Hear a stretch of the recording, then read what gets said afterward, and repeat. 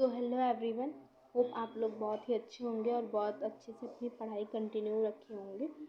Previous video में हमने micro nutrients का कार्बोहाइड्रेट जो फर्स्ट टॉपिक था उसको कवर कर लिया था, और जैसे कि मैंने कहा था कि मैं नेक्स्ट वीडियो आप लोगों को प्रोटीन पे प्रोवाइड करूँगी, जो कि हमारा सेकेंड माइक्रो न्यूट्रिएंट्स का टॉपिक है। सेकेंड टॉपिक है माइक्रो न्यूट्रिएंट्स का, जिसमें हम प्रोटीन्स के बारे में पढ़ेंगे, ठीक है।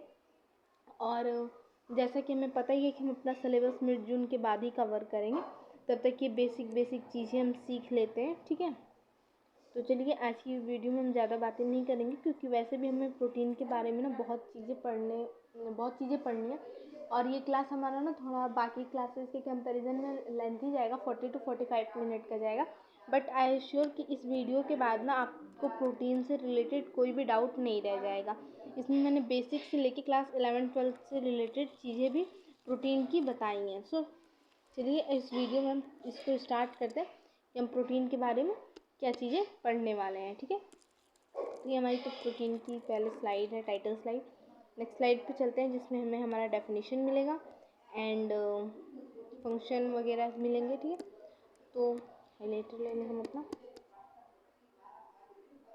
ठीक है। यहाँ पे हमारा डेफिनेशन जो है वो ये कहता है कि प्रोटीन आर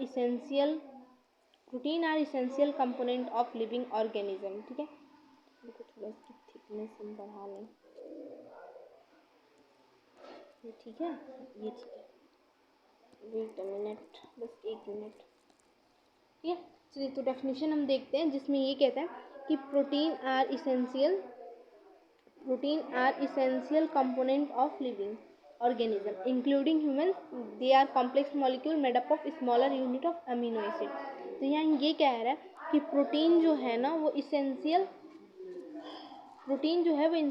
कंपोनेंट होता है लिविंग ऑर्गेनिज्म का, ठीक है। इंक्लूडिंग ह्यूमन बींग में भी इंक्लूड किया है इसने, ह्यूमन बींग को भी इंक्लूड किया है, ठीक है। They are complex molecule. फिर ये कह रहा है कि जो प्रोटीन होते हैं ना वो कॉम्प्लेक्स मॉलिक्यूल होते हैं, और उसमें ना छोटे छोटे अमीनो एसिड की यूनिट्स होती हैं। जैसे कि ये स्टेटमेंट मैंने आपको पहले भी दिया था कि जो प्रोटीन है ना वो अमीनो एसिड से मिलके बना होता है, ठीक है। अब हम नेक्स्ट चीज़ देखते हैं प्रोटीन के बारे में कि protein have diverse function in body such as supporting growth and repair of tissue. Protein जो होता है ना इसका बहुत सारा फंक्शन होता है हमारे बॉडी में, जैसे कि सपोर्ट करना ग्रोथ को, ठीक है। रिपेयर, जो टिश्यू हैं वो ख़राब हो जाते हैं या उसमें कुछ डैमेज हो जाते हैं तो उनको रिपेयर करना, ठीक है। नेक्स्ट जो है वो रेगुलेटिंग केमिकल रिएक्शंस को रेगुलेट करना, and adding in the transportation of molecules, and जो हमारे बॉडी में मॉलिक्यूल्स का ट्रांसपोर्टेशन होता है उसमें हेल्प करना, ठीक है। यहाँ पे हमें क्या क्या चीज़ों का ध्यान देना है कि पहली चीज़ की जो प्रोटीन है वो अमीनो एसिड से मिलके बनी हुई होती है। तो अगर पूछ दिया जाए कि प्रोटीन का यूनिट क्या है, तो हमारा आंसर होना चाहिए अमीनो एसिड, ठीक है। अमीनो एसिड, ठीक है। अमीनो एसिड क्या होता है इस चीज़ को भी हम आगे देखेंगे, ठीक है। तो अभी हमारा एक क्वेश्चन ये हो गया, और ये स्टार क्वेश्चन है, एग्जाम में आ भी सकता है, ठीक है।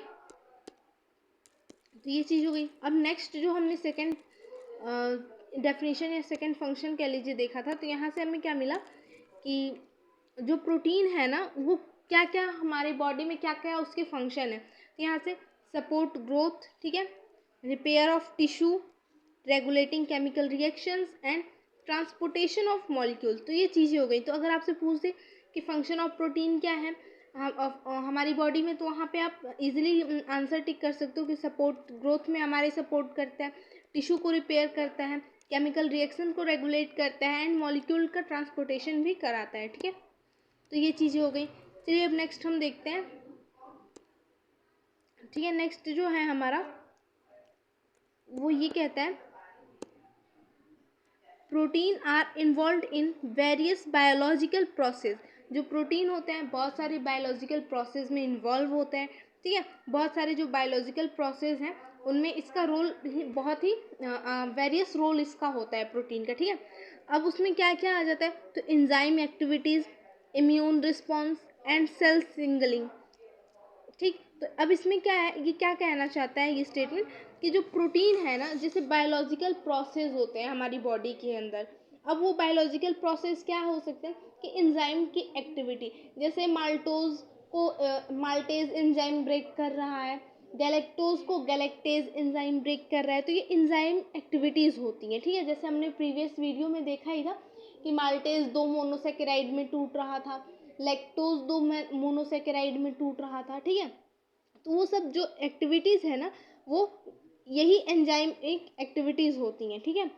वैसे ही हमारा इम्यून रिस्पॉन्स होता है, जैसे इंसान बीमार पड़ता है तो पहले जो हमारी बॉडी होती है ना, वो रिस्पॉन्स देती है। जैसे अभी हमें कोल्ड कफ हो जाता है तो हमें स्नीजिंग कफिंग होने लगती है, तो क्या है, वो हमारे इम्यून का एक रिस्पॉन्स होता है कि हाँ ये वायरस है, ये सिम्टम्स हमें दिखाई दे रहे हैं, ठीक है। फिर आता है सेल सिंगलिंग, हमारे सेल भी सिग्नल्स देते हैं। अगर कहीं कभी कभार होता है कि जैसे मधुमक्खी वगैरह ने काट लिया तो वहाँ उस एरिया में स्वेलिंग आ जाती है, तो वहाँ पे ना एक केमिकल रिलीज होता है जिसको हम हिस्टामिन हिस्टाडिन ये सब कहते हैं। तो क्या है, वो एक ना सेल सिग्नल या सेल सिंगलिंग में आ जाता है हमारा, ठीक है।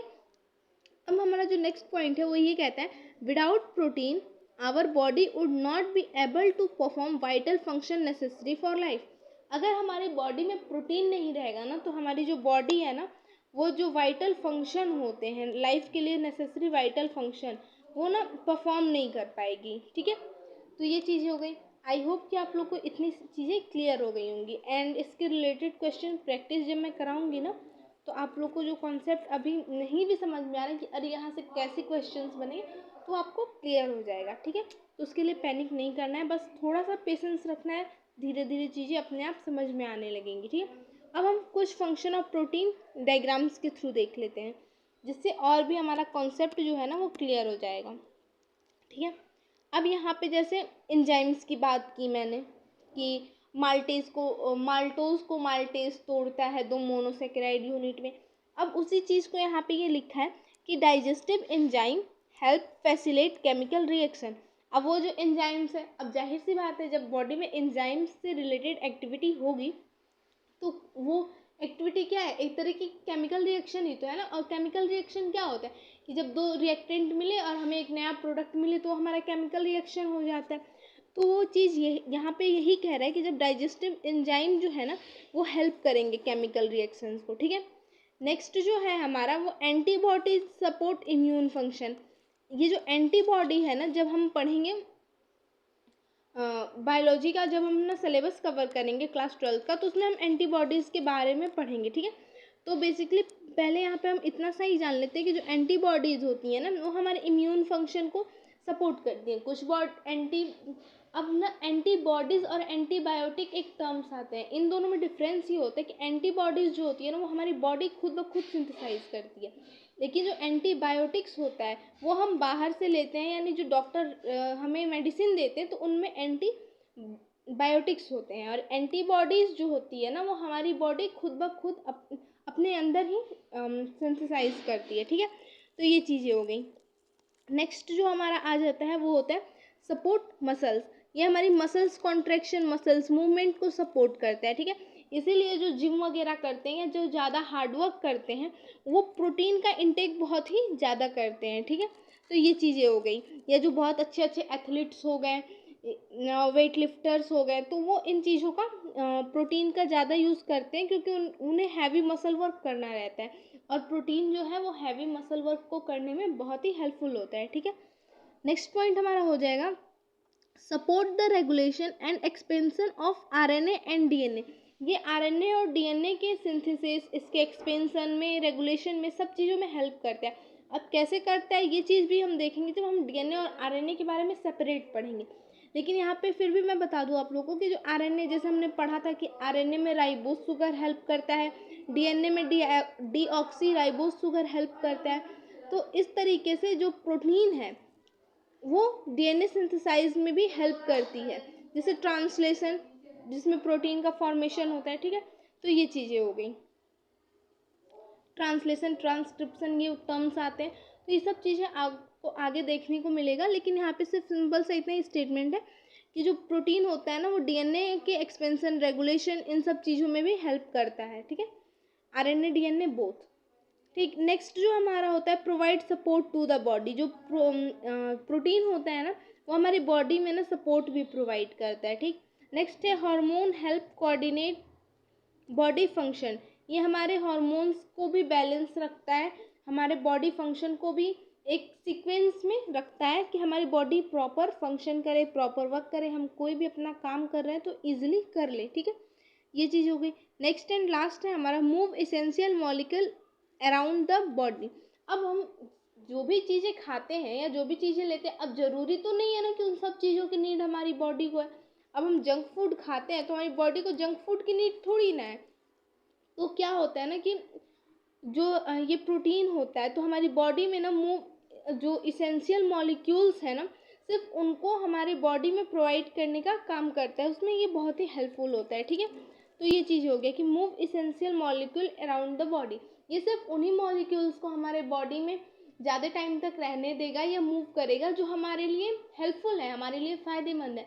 अब ऐसी चीज़ों को नहीं ये जाने देगा जो हमें नुकसान पहुंचाती हो, ठीक है, हमारे इम्यूनिटी सिस्टम को डिस्ट्रॉय करें या डिस्टर्ब करें, ठीक। तो ये चीज़ें हो गई फंक्शन ऑफ प्रोटीन।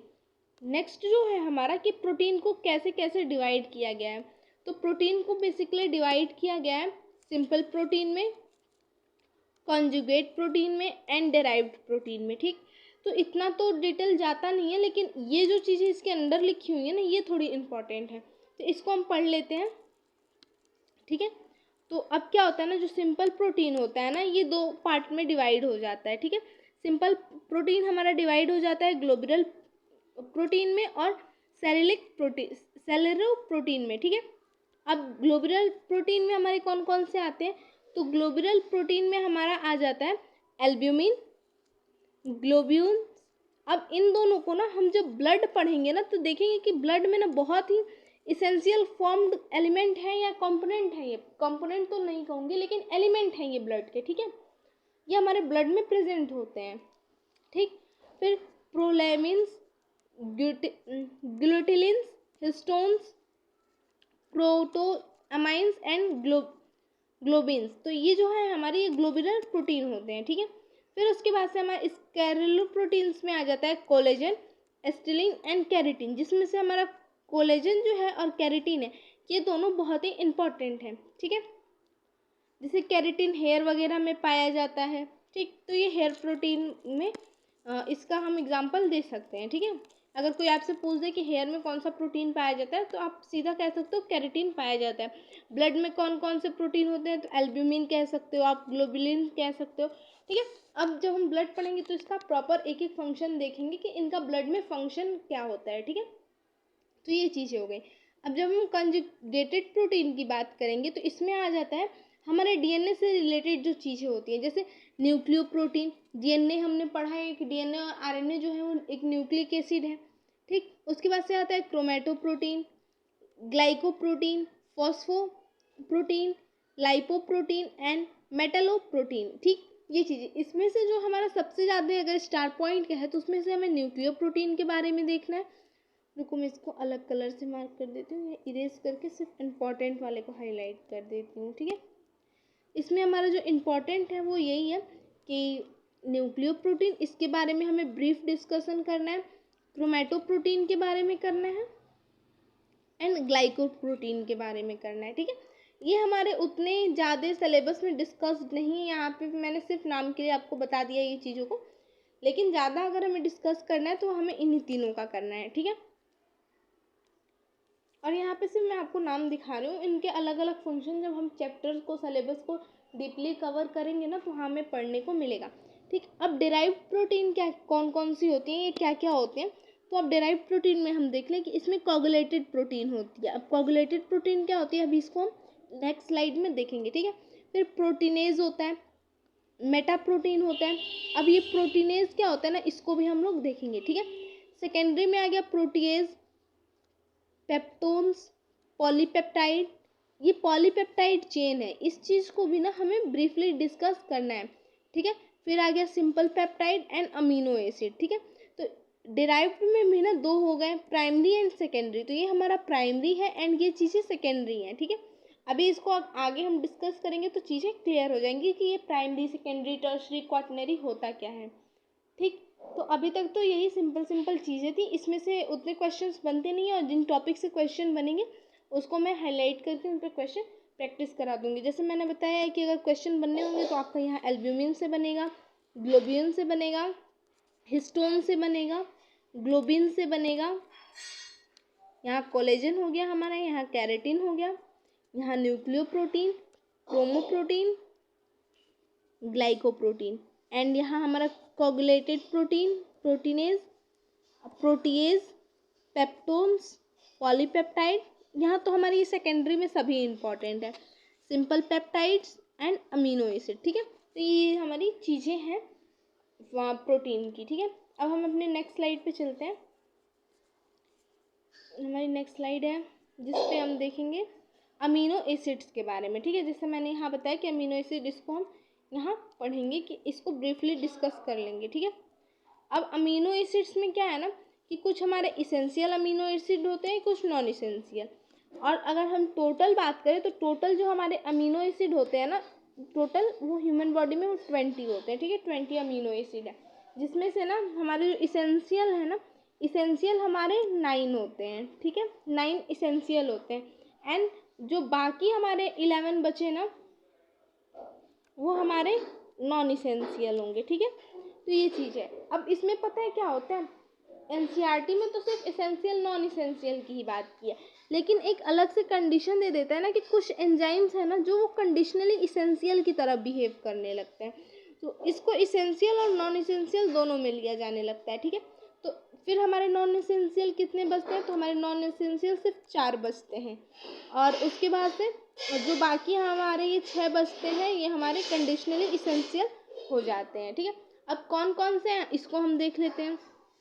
तो पहले मैं तो इसको इरेज कर दूं, एंड मैं इसको अच्छे से लिख देती हूँ। अगर आपको नोट करना हो अपने नोट्स में तो इसको नोट डाउन कर लेना कि टोटल हमारे अमीनो एसिड 20 होते हैं, इसेंशियल अमीनो एसिड हमारे 9 होते हैं। अगर एनसीईआरटी डाटा लेके चले तो नॉन इसेंशियल 11 हो जाएंगे, क्योंकि उसमें कंडीशनल की बात नहीं की हुई है। और अगर वैसे तो आप इसको भी याद रख सकते हो कि जो हमारे कंडीशनली होते हैं वो हमारे 6 होते हैं। जब हम कंडीशनली काउंट करने लगेंगे तब हमारे नॉन अमीनो एसिड 4 हो जाएंगे। ठीक है, अब हम इसको एक एक देख लेते हैं कि एक एक चीज़ें हमारी है क्या। तो उसमें हमारा है हिस्टाडीन, ये तो सेम ही कलर हो गया, वेट। ठीक, ये हिस्टाडीन हमारा इसेंशियल अमीनो एसिड हो गया, लाइसिन हो गया, मेथोनिन हो गया, फेनिल एनिलीन हो गया, थेरोनिन हो गया, ट्राइफोटोफेन हो गया, आइसोलिन हो गया, ल्यूसिन हो गया, एंड वेलिन, ये हमारे इसेंशियल होते हैं। ठीक है, अब हमारे जो कंडीशनली इसेंशियल नॉन इसेंशियल कह लीजिए तो हमारा है arginine, cysteine, glutamine, tyrosine, glycine, proline and serine. ठीक, तो ये हमारे जो है ना ये कंडीशनली इसेंशियल भी है और नॉन इसेंशियल। अब मैं आपको एक चीज़ यहाँ पे बताती हूँ कि अमीनो एसिड्स को ना क्यों इसेंशियल कहा गया है और क्यों नॉन इसेंशियल कहा गया। इसेंशियल मीन्स ना कि ये हमारी बॉडी में ना नहीं सिंथेसाइज होती है, इसे हमें अपने डाइट के थ्रू इनटेक करना पड़ता है, इसीलिए इसको इसेंशियल कहा जाता है। इसेंशियल मीन्स वो जो हमें बाहर से लेना पड़ रहा है, जो हमारी बॉडी नहीं बना सकती है। ठीक है, अब नॉन इसेंशियल क्यों कहा गया है, तो नॉन इसेंशियल अमीनो एसिड को नॉन इसेंशियल इसलिए कहा गया है क्योंकि हमारे बॉडी में ना पहले से प्रेजेंट होते हैं। ठीक है, तो इंसान वही चीज़ तो करता है ना जिस चीज़ को उसकी नीड होती है। अभी स्टूडेंट लाइफ में हमें पढ़ाई की नीड है तो हम पढ़ाई कर रहे हैं, तो पढ़ाई हमारे लिए इसेंशियल है। ठीक है, तो वैसे ही ये हमारे बॉडी में है तो ये हमारे बॉडी में है तो ये हमारे लिए उतना ज़रूरी नहीं है, लेकिन ये नहीं है तो ये हमारे लिए इसेंशियल है, इसे हमें इनटेक करना पड़ेगा। अगर हमारे पास नॉलेज होती तो हमारे लिए इसेंशियल होती, तब हम स्कूल जाते ही नहीं, इतने पैसे लगाते ही नहीं अपनी एजुकेशन पे। लेकिन हमारे पास नहीं है तो हम पैसे लगा रहे हैं, सीख रहे हैं, तो हमारे लिए इसेंशियल है। ठीक है, तो ये चीज़ हो गई। तो आई होप आपको इसेंशियल क्यों कहा जाता है, नॉन इसेंशियल क्यों कहा जाता है, ये चीज़ें क्लियर हो गई होंगी। एंड इसके सिर्फ आप नाम याद कर लेना, अगर आप सिर्फ इसेंशियल के भी नाम याद कर लेते हो ना तो कौन से नॉन इसेंशियल हैं इसको आप इजीली मार्क आउट कर सकते हो। ठीक है, तो ये चीज़ें हो गई। चलिए अब हम नेक्स्ट स्लाइड पे चलते हैं जिसमें हम पढ़ेंगे इसेंशियल अमीनो एसिड का एक म्योनिक्स है जिसको मैं लेके आई हूँ। अगर आप चाहो, अगर ये आपके लिए हेल्पफुल हो तो आप याद कर सकते हो।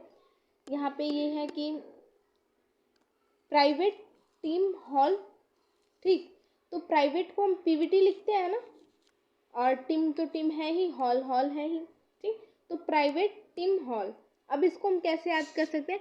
पी से हमारा फेनिल एलेनिन हो गया, वी से वैलिन हो गया, टी से थेरोनिन हो गया, ठीक। तो ये हमारा पीवीटी प्राइवेट का हो गया। अब हम टीम का देखेंगे तो टी से हमारा ट्राइफोटोफैन हो गया, आई से आइसोल्यूसिन हो गया, एम से मेथोनिन हो गया, एंड हॉल तो एच से हमारे यहाँ पे हिस्टाडिन हो गया, ए से अर्जिनिन हो गया, एंड एल से ल्यूसिन, एंड एल से लाइसिन, ठीक। तो ये चीज़ हो गई।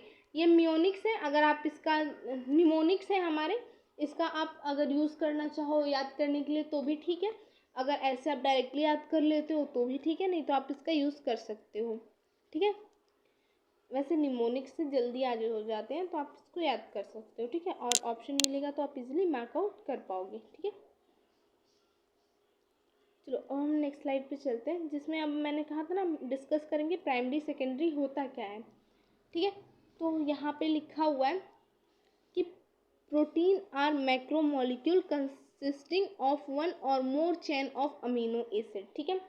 तो मैंने पहले ही बता दिया था कि मैक्रोमोलिक्यूल में हमारे 3 मॉलिक्यूल्स होते हैं, कार्बोहाइड्रेट, फैट एंड प्रोटीन, ठीक है। तो यहाँ पे भी वही चीज़ लिखा हुआ है कि जो प्रोटीन है ना वो एक मैक्रोमोलिक्यूल है, और मैंने ये भी स्टेटमेंट पहले ही दे चुकी हूँ कि जो प्रोटीन है ना वो अमीनो एसिड की चेन से मिलके बना हुआ है, ठीक है। अब यहाँ पे हम देख लेते हैं कि कितने टाइप के प्रोटीन हमारे होते हैं, ठीक। और प्रोटीन, अभी इस चीज़ को हमने ऊपर पढ़ा है कि इसका फंक्शन होता है एज अ कैटलिस्ट वर्क करता है, molecular transport, DNA replication, structural support, ये सब चीज़ें फंक्शन है प्रोटीन के, जिसको हमने ऊपर ब्रीफली चीज़ें एक्सप्लेन की पढ़ी, ठीक है। अब जो प्रोटीन है ना, इसको on the basis of structure, किसके बेसिस पे? प्रोटीन को स्ट्रक्चर के बेसिस पे, ठीक है। प्रोटीन को स्ट्रक्चर के बेसिस पे 4 टाइप में डिवाइड किया गया है, 4 टाइप में, ठीक है। कौन कौन से हैं हमारे? Primary structure, secondary structure, tertiary structure and quaternary structure, ठीक है। अब इसको प्राइमरी क्यों कहा गया है, सेकेंडरी को सेकेंडरी, टर्शरी को टर्शरी एंड क्वाaternary को क्वाaternary क्यों कहा गया है? तो प्राइमरी में ना एक सिंपल चेन होती है, ठीक है, सिंपल, जिसको आप इजीली डिस्ट्रीब्यूट कर सकते हो, नॉर्मल अमीनो एसिड की सीक्वेंस होती है। अब ये कैसी सीक्वेंस होती है तो इसको भी मैं आपको दिखा देती हूँ बढ़िया से ड्रॉ करके। जैसे मान लो ना, ये हमारा एक सर्कल हो गया, ये हो गया, ठीक। अब मान लो इसमें ए है, ठीक, इसमें जी, इसमें टी, इसमें सी, टी, ए, तो ये जो सीक्वेंस बनी ना ये प्राइमरी स्ट्रक्चर हो गई, ठीक। ऐसे ये सीक्वेंस आगे बढ़ती जाएगी, तो इसमें सिंपल सिंपल एक एक अमीनो एसिड जुड़ के जो सीक्वेंस बनती है वो हमारी प्राइमरी स्ट्रक्चर होती है, ठीक है। तो मतलब इसको कह सकते हैं कि अमीनो एसिड की जो सीक्वेंस होती है ना वो सिंपल, वो प्राइमरी स्ट्रक्चर होती है, ठीक है। नेक्स्ट जो है वह हमारा सेकेंडरी स्ट्रक्चर, इसका ना कुछ जैसे डीएनए हेलिक्स होता है ना वैसे इसका स्ट्रक्चर होता है, ठीक है। तो ये एक प्लेटेड शीट की तरह दिखाई देती है और ये ना 3D स्ट्रक्चर शो करने लगती है, तो इसलिए हम इसको सेकेंडरी स्ट्रक्चर ऑफ प्रोटीन कहते हैं, ठीक है। जैसे हमारे 2D डायग्राम्स होते हैं, सर्कल हो गया, और फिर तो ये तो 2D डायग्राम्स हैं, लेकिन यहाँ पे 3D शेप बोला है, जैसे हमारा क्यूबॉइड ऐसे हो गया जो 3D प्लेन में बनते हैं, तो ये हमारा जो हेलिक्स होता है ये 3D प्लेन का मॉडल है, ठीक है। इसीलिए इसमें 3D शेप में प्रोटीन जो होते हैं वो फोल्डेड होते हैं एक प्लेटेड शीट में, ठीक। अब हमारा टर्शरी क्या होता है, तो ये जो अल्फा हेलिक्स है, जो हेलिक्स टाइप का है ना, यही पूरा ऐसे ऐसे जो चीज़ें हो जाएंगी ना तो ये हमारा टर्शरी हो जाता है, इसमें और ज़्यादा क्वाइलिंग आ जाती है। तो इसको हम ऐसे देख सकते हैं, प्राइमरी था तो लेस क्वाइलिंग थी, सेकेंडरी हुआ, पहले मैं इसको इरेज कर दूँ, सेकेंडरी हुआ तो इसमें और ज़्यादा क्वाइलिंग आ गई, ऐसे ऐसे टाइप वाली, ठीक है। और वही जो ये टर्शरी हुआ तो फिर इसमें और ज़्यादा क्वाइलिंग आ गई, और इसमें जो प्रोटीन है वो मैच्योर हो गया, ठीक। और जब क्वाटनरी की बात आई तो इसमें इतनी फोल्डिंग्स आ गई, इतनी फोल्डिंग्स आ गई कि ये पूरा मतलब एक पॉलीपेप्टाइड चेन बना लिया, मल्टीपल पॉलीपेप्टाइड। जैसे अगर सिंपल अमीनो एसिड की बात करें तो यहाँ पे एक पॉलीपेप्टाइड चेन है जिसके थ्रू सब आपस में जुड़े हुए हैं, लेकिन यहाँ पे इतनी सारी पॉलीपेप्टाइड चेन बन गई कि ये प्रोटीन को इसमें मल्टीपल पॉलीपेप्टाइड चेन पाए जाने लगी, ठीक है। तो जो सबसे कॉम्प्लेक्स स्ट्रक्चर होता है ना प्रोटीन का, वो क्वाटनरी होता है, फिर देन हमारा टर्शरी होता है, फिर सेकेंडरी होता है, देन हमारा प्राइमरी होता है, ठीक है। ये चीज़ें होती हैं। अब चलते हैं, हम देखते हैं प्रोटीन की डीनेचुरेशन को क्या कहते हैं। तो जो प्रोटीन का डीनेचुरेशन होता है ना, अब जरूर जो चीज़ आई है उसे आज नहीं तो कल ख़राब होना ही होना है, ठीक है।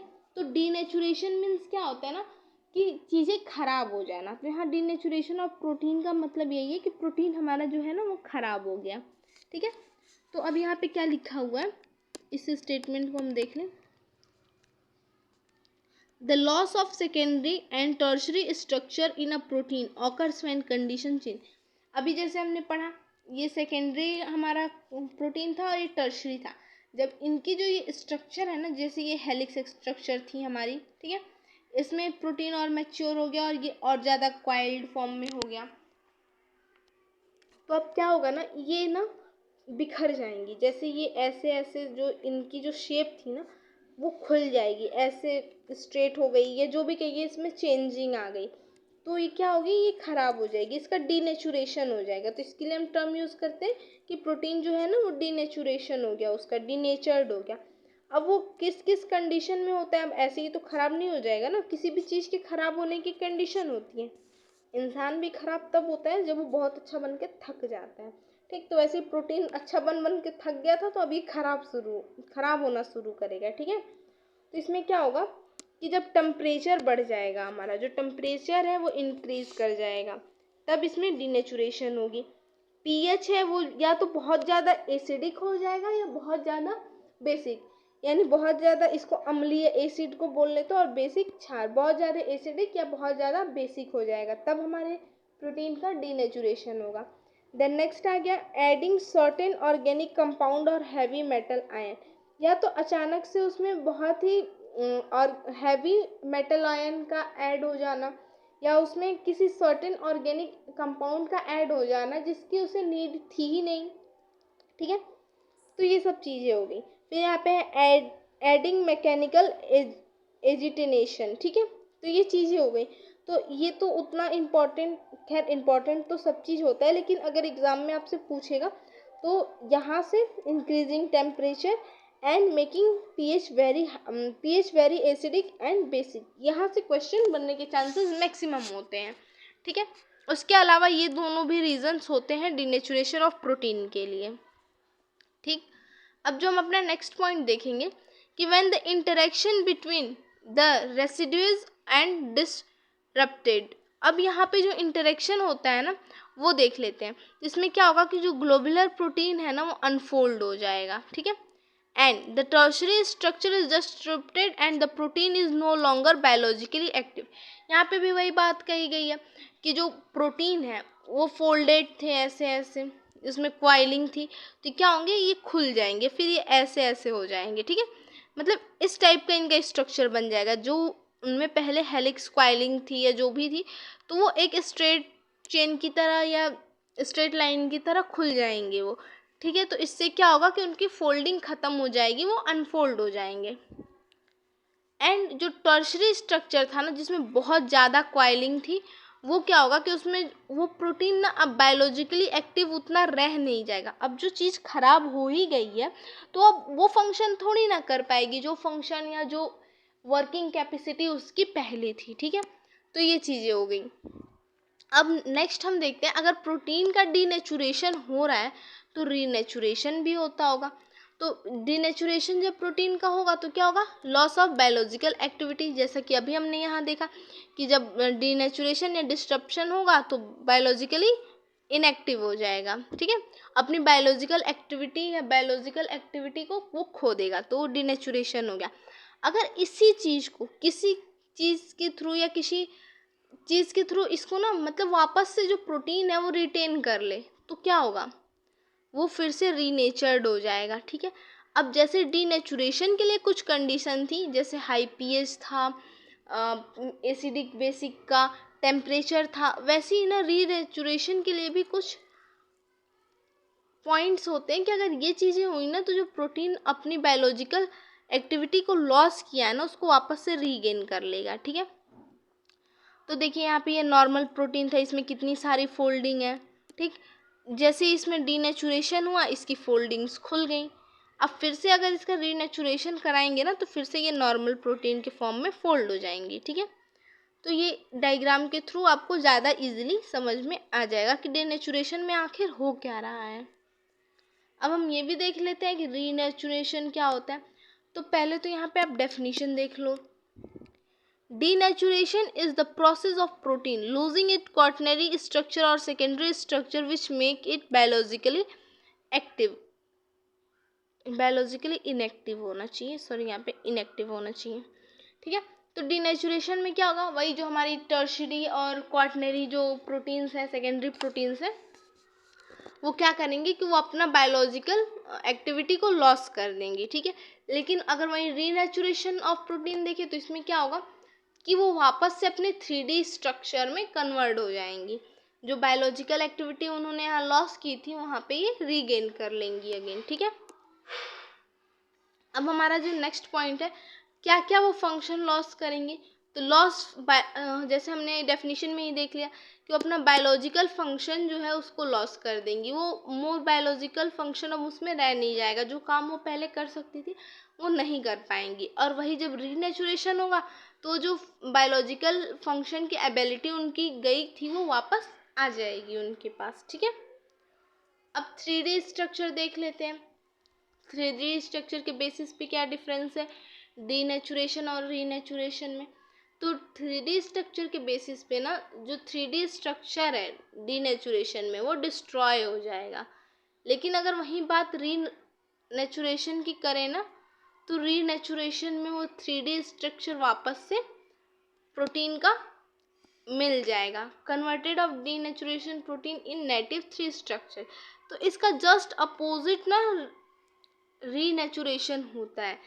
इसमें डीनेचुरेशन में प्रोटीन जो जो चीज़ें लॉस करेगा, रीनेचुरेशन में वो चीज़ें वो अगेन पालेगा, ठीक है। तो ये चीज़ें हो गई।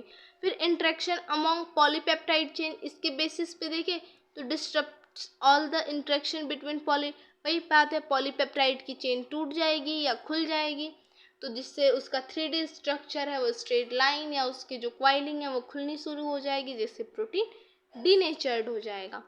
वहीं अगर रीनेचुरेशन की बात करें तो इसमें पॉलीपेप्टाइड चेन्स के बीच में फिर से इंटरेक्शन हो जाएगा, जिससे वो 3D स्ट्रक्चर दोबारा से फॉर्म कर लेंगी। अब ये क्यों होता है, तो ऊपर भी हमने डीनेचुरेशन देखा ही था। यहाँ पे एक्सटर्नल स्ट्रेस और compound such a strong acid, जैसे हमने देखा था कि high pH, strong acid base and concentrated inorganic salt, organic solvent, radiation and heat, इन सब चीज़ों की वजह से हमारा डीनेचुरेशन होता है प्रोटीन का, ठीक है।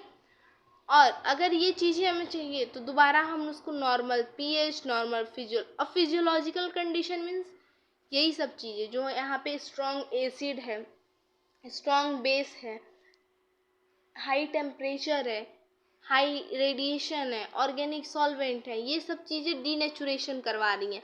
अगर इसी चीज़ को नॉर्मल कर दिया जाए जो एक प्रोटीन के लिए रिक्वायर्ड है, मिस उसको फिजियोलॉजिकल कंडीशन वो प्रोवाइड कर दी जाए, तो दोबारा क्या होगा, वो रीनेचर्ड हो जाएगा, दोबारा उसकी जो वर्किंग कैपेसिटी है वो आने लगेगी, ठीक। तो आई होप ये चीज़ें आपको क्लियर हो गई होंगी कि मैं डीनेचुरेशन और रीनेचुरेशन में क्या समझाना चाहती थी। डीनेचुरेशन मीन्स हमारा प्रोटीन खराब हो जाएगा और रीनेचुरेशन मीन्स हमारा प्रोटीन दोबारा से अपने वास्तविक अवस्था में आ जाएगा, ठीक है। अब यहाँ पे रीनेचुरेशन को अलग से भी देख लेते हैं, वहाँ तो खैर हमने कंपैरिजन किया था, यहाँ पे भी वही सेम चीज़ है। पहले ये देखिए, ये हमारा डीनेचर्ड प्रोटीन है जिसकी क्वाइलिंग खुल गई है, फिर ये रीनेचर्ड हुआ तो इसका ऐसा फॉर्मेशन हो गया। ठीक है, यहाँ पे हमारा सिंपल सा वही डेफिनेशन दिया है, renaturation is the process in which the native conformation of the protein is reacquired. Renaturation में क्या होगा, वही फिजियोलॉजिकल कंडीशन उसको अच्छी मिलेंगी, दोबारा से वो क्वाइलिंग कर लेगा और अपने नॉर्मल फॉर्म में वापस आ जाएगा, उसको दोबारा से रीगेन रीएक्वायर्ड जो भी कह लीजिए वो कर लेगा, अपनी वास्तविकता में आ जाएगा। ठीक है, for many protein, especially small one, renatured can be occur quickly and spontaneously and disulfide bonds are formed correctly। ठीक, यहाँ पे ये कह रहा है कि जो छोटे प्रोटीन होते हैं, ठीक, वो जल्दी जल्दी और बहुत ही तेज़ी से रीनेचर्ड हो जाते हैं एज़ कम्पेयर टू जो बड़े वाले प्रोटीन होते हैं। ठीक है, और इसमें जो डाइसल्फाइड बॉन्ड होती है वो दोबारा से अच्छे से फॉर्म हो जाती है, जिसकी वजह से इसका रीनेचुरेशन हो जाता है। ठीक, तो आई होप आप लोग बहुत ही अच्छे से समझ गए होंगे डीनेचुरेशन रीनेचुरेशन। मैंने प्रॉपर एग्जाम्पल प्रॉपर डायग्राम के साथ समझा दिया। ठीक है, अब नेक्स्ट आ जाते हैं अमीनो एसिड। जैसा कि मैंने बताया था 20 अमीनो एसिड्स होते हैं, जिसमें से हमारे 9 इसेंशियल अमीनो एसिड होते हैं। अब ना हमारा जो अमीनो एसिड है ना, तो अब हम इसमें अमीनो एसिड का ये अमीनो ग्रुप, तो एक अमीनो एसिड में क्या क्या चीज़ें होती हैं वो हम देख लेते हैं। ठीक है, तो बस ये 2 स्लाइड हमें डिस्कस करनी है, देन उसके बाद से हमारी चीज़ें फिनिश हो जाएंगी प्रोटीन के बारे में। तो अब अमीनो एसिड में ना क्या क्या चीज़ें होती हैं कि जिससे मिलके अमीनो एसिड, तो अगर हम देखें ना तो अमीनो एसिड में ना बेसिक और एसिडिक दोनों ग्रुप प्रेजेंट होता है। ठीक है, अब देखिए यहाँ पे एक कार्बन है, यहाँ पे ये कार्बन है, यहाँ एक कार्बन से हमारा हाइड्रोजन जुड़ा है, यहाँ एक कार्बोक्सिलिक ग्रुप जुड़ा है, ये हमारा कार्बोक्सिलिक ग्रुप होता है, COOH कार्बोक्सिलिक ग्रुप होता है। ठीक है, एंड यहाँ पे हमारा NH2 जुड़ा हुआ है जिसको हम अमीनो ग्रुप बोलते हैं। ठीक है, और ये R हमारा ना साइड चेन होता है, एंड ये ना हमारा बदलते रहता है। ठीक है, इन तीनों चीज़ों की तो ना यहाँ से हाइड्रोजन कहीं जाने वाला है, ना यहाँ से कार्बोक्सिलिक ग्रुप कहीं जाएगा, ना यहाँ से अमीनो ग्रुप जाएगा।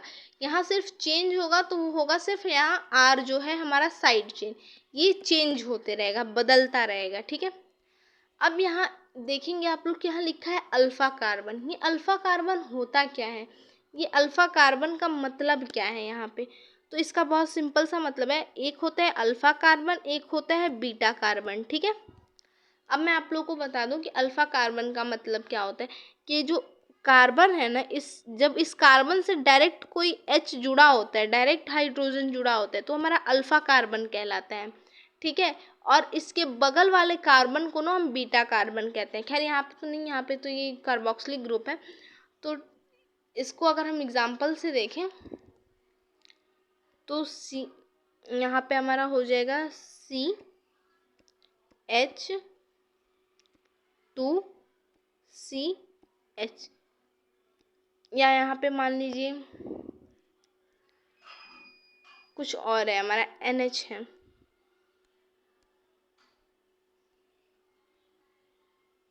ठीक, तो अब ये जो कार्बन है ना, इसके पास हाइड्रोजन है, तो ये हमारा अल्फ़ा कार्बन हो जाएगा, एंड ये हमारा बीटा कार्बन। तो जिस कार्बन से हाइड्रोजन जुड़ा होता है, डायरेक्टली हाइड्रोजन जुड़ा होता है, तो हमारा अल्फ़ा कार्बन होता है, और उस अल्फ़ा कार्बन के जस्ट नेक्स्ट वाला कार्बन जो होता है वो हमारा बीटा कार्बन होता है। ठीक है, आई होप ये चीज़ आपको क्लियर हो गई। अब देखिए यहाँ पे ना एक टर्म आता है ज्विटर आयन, इससे भी क्वेश्चंस पूछे जा सकते हैं, और ये भी अपने आप में बहुत ही इम्पॉर्टेंट होता है। तो अब क्या है ना, सॉरी, ये जो अमीनो एसिड अभी मैंने डिस्कस किया कि कार्बोक्सिलिक ग्रुप है, ये हमारा अमीनो ग्रुप है, ये हमारा हाइड्रोजन है, एंड ये जो R है ना, ये हमेशा बदलता रहता है। ठीक है, अब इसमें क्या होता है ना, जैसा मैंने बताया था, ये एसिडिक भी है और ये बेसिक भी है। ठीक, इसमें पॉजिटिव भी है, इलेक्ट्रॉन भी है, प्रोटॉन भी है, दोनों चीज़ें हैं, तो ये होल ओवरऑल हो जाता है न्यूट्रल। ये बोथ एसिड, तो जब इसका ज्विटर आयन फॉर्म होता है ना, तो एसिड एंड बेस दोनों की तरह बिहेव करता है। अब यहाँ पे पता है क्या होता है इस रिएक्शन में, इसको मैं बहुत अच्छे से आपको समझाती हूँ कि कैसे ज्यूटर आयन को फॉर्म करता है। ठीक, यहाँ से ये जो H है ना, ये H आता है और ये आके इस H के साथ जुड़ जाता है। ठीक है, अब यहाँ पे क्या हुआ, तो यहाँ से एक प्रोटॉन उठ के यहाँ आ गया। अब यहाँ से जब प्रोटॉन निकला तो यहाँ इलेक्ट्रॉन एक बढ़ गया, तो वो माइनस चार्ज यहाँ पे छोड़ देता है।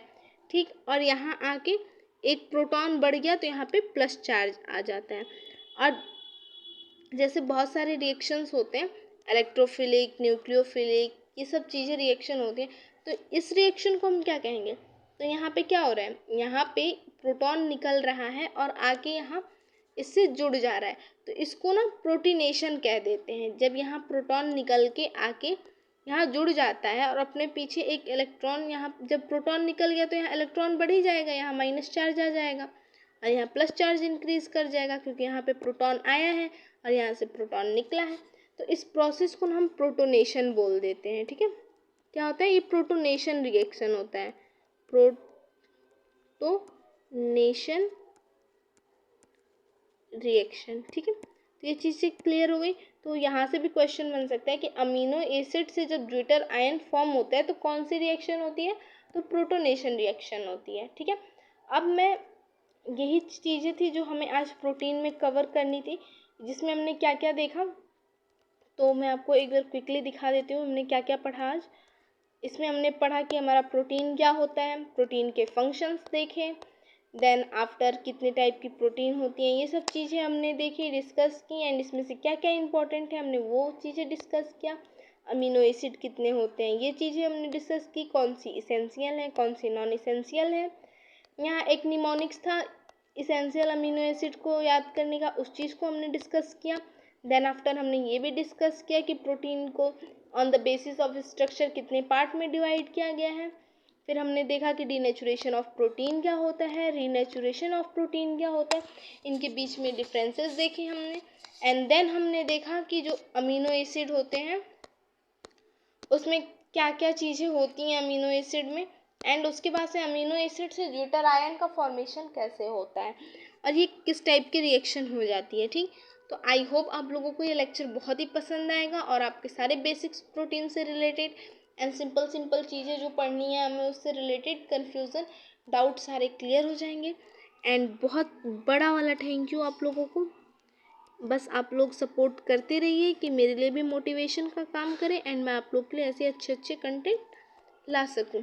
एंड अगर चीज़ें नहीं समझ में आ रही है ना तो चीज़ों को टाइम दो, अगर आप किसी चीज़ को टाइम दोगे ना तो एक टाइम के बाद वो चीज़ें खुद ब खुद समझ में आने लगेंगी, आपका इंटरेस्ट खुद आने लगेगा उन चीज़ों को सीखने में, पढ़ने में। ठीक है, तो डीमोटिवेट नहीं होना है, अगर कोई चीज़ नहीं आ रही है तो आप कमेंट में ज़रूर पूछें। ठीक, अपने सारे डाउट आप क्लियर कर सकते हैं।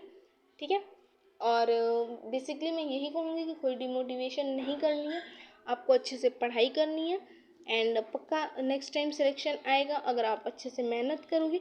एंड मेरे पास लगभग 10,000 प्लस क्वेश्चन है जिसको मैं आपको इसी यूट्यूब पे फ्री ऑफ कॉस्ट प्रैक्टिस कराने वाली हूँ। लगभग 10,000 प्लस ही क्वेश्चंस हैं मेरे, एंड इन क्वेश्चन के अपार्ट मैं आपको थ्योरी और ये स्पेशल बेसिक क्लासेस दे रही हूँ जो कि बहुत कम ही जगह पे आपको मिलेंगी, कम ही जगह नहीं मिलेंगी, क्योंकि मैंने देखा है कि बीएससी नर्सिंग के नाम पे मैक्सिमम आपको एमसीक्यू प्रैक्टिस कराई जाती है, वो थ्योरी नहीं मिलती है जो रिक्वायर्ड होती है। एंड विदाउट थ्योरी ना कितना भी आप एमसीक्यू करो ना, कुछ कुछ ऐसी चीज़ें होती हैं ना जो छूट जाती है। इंसान बहुत बार क्लास में बोल के बहुत चीज़ें बताता है जिसको वो नोट डाउन कराना कभी भूल गया, या तो वो चीज़ें ना बच्चे जब सुनते हैं ना तो उनके दिमाग में रिकॉल होता है एग्ज़ाम के टाइम। ठीक है, तो आप लोग के लिए बेटर यही होगा कि ज़्यादा से ज़्यादा क्लासेस ज्वाइन करो कि मैं आपको मैक्सिमम चीज़ें प्रैक्टिस करा सकूँ एग्ज़ाम के पहले से।